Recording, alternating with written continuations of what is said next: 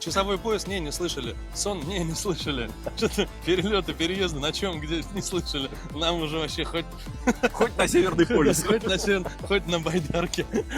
Нет, давай без этого. Расскажите, пожалуйста, какие ваши первые впечатления от атомного ледокола? Когда вы сюда ступили, что вы почувствовали?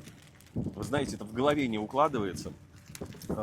Такая мощь, такая сила, и отправиться туда, где сходятся все меридианы, и когда ты можешь обойти весь земной шар, собственно говоря, все часовые пояса за доли секунды, это в голове сложно, но пока приживается.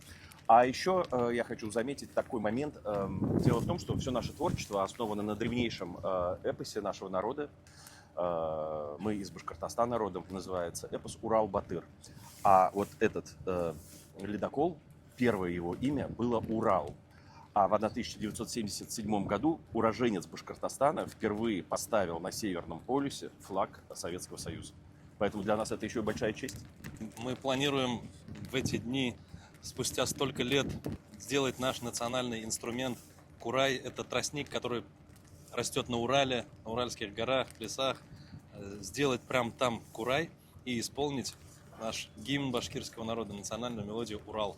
Для нас столько символизма здесь, ну прям, знаете, как в «Кунг-фу панда» мастер Угвежи говорил: случайности не случайные.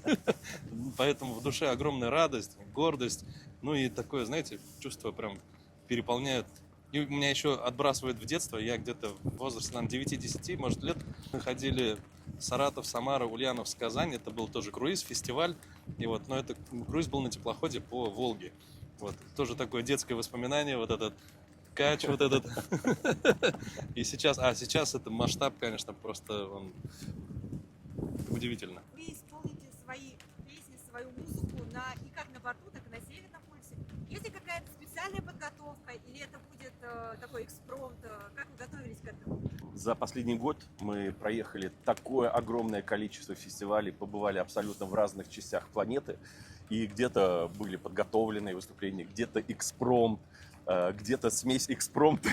Вы знаете, нужно часовой пояс? Не слышали. Сон? Не слышали. Что-то перелеты, переезды, на чем, где, не слышали. Нам уже вообще хоть Хоть на Северный полюс. хоть на байдарке. Нет, давай без этого. Лучше на Мы, ледоколе. кстати, на Байкале же на этом, как его, с вентилятором, как он называется? На воздушной подушке, катер Да. на воздушной подушке. Поэтому, да, перебрасывает с разных частей планеты, и поэтому мы, знаете, мы сами не знаем, как это все будет, но это будет однозначно классно, профессионально, с большой башкирской душой.